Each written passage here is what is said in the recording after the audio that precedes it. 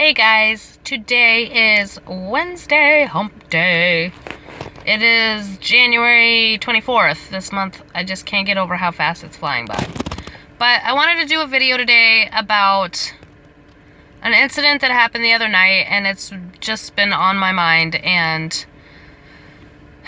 I don't know. So my husband and I were having a meal at 3 o'clock in the morning, and our 15-year-old son was home by himself, and he's usually up all night, and he texted me and said that he let some random guy in our house with a dog, which of course freaked us out, and we rushed home, but everything was okay, thankfully. But there's a lot of things about it that don't make sense to me, and it also got me thinking about homeless people. So apparently the guy was homeless. His van got impounded a couple months ago. He's got his companion animal with him. He apparently had a stroke and has nowhere to get cleaned up to be able to do job interviews, plus the stroke problems cause job issues. I don't know the guy's story. I've never seen him around. We don't live in like a neighborhood. We kind of live out in the boonies, which is so weird as to why he would be out there at 3 o'clock in the morning knocking on doors. My son just gave him a glass of warm water, and he put some on his face, and I don't know. But it just got me to thinking about homeless people, and it's like, I know there are services in larger areas. I don't know if there's any services in my area particularly. We're about 30-ish minutes out of the cities of Minneapolis, St. Paul. And I know there's homeless people that are in the system and they're utilizing the services, but why do some not utilize the services? Why? I'd like to know why. Are they not qualified for some reason? Did they get kicked out? There's like all these factors that I'm thinking about, and why a homeless person might choose not to use services that are local. And then I was also thinking, sorry, I'm like, my brain is just thinking hard.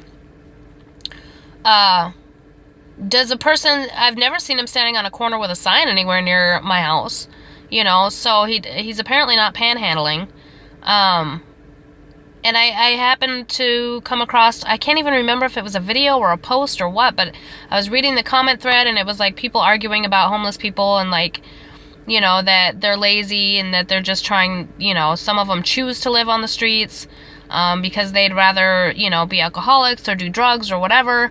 And yes, that is the case sometimes, but not always.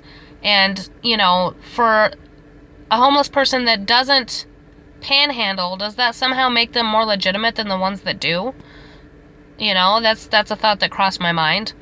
My stomach is in knots over thinking about all homeless people, and like, I can't imagine. I'm so lucky. I have a job and a car and a house and food and money, and I can't even imagine what it would be like, and I'm so blessed that I have never been in that situation, and hope that I never will be. But then that also started making me think, like, how often do you see female homeless people? Not very often. It's almost always males. And, there's a huge stigma around males being dangerous or scary, or,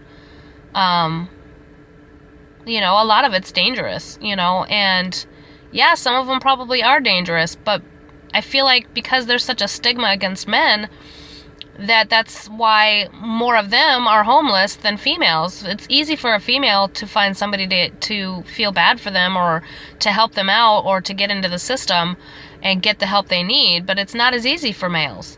And that's an interesting, I'd love to know the statistics on that. That's an interesting line of thought, and it's like, damn, if I won the lottery, man, I'd like buy some property. And I saw a video a while back about like a little homeless community where they were building tiny houses for homeless people, and then they would, once they got on their feet, they would move into, you know, other places, and then other homeless people would live there.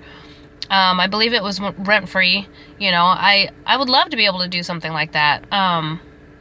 But then it's like, okay, well, I'm trying to make my life more successful so that I can help people. And what can I do right now while I'm trying to save my money and build up what I have so that I can help other people down the road? You know, it's like,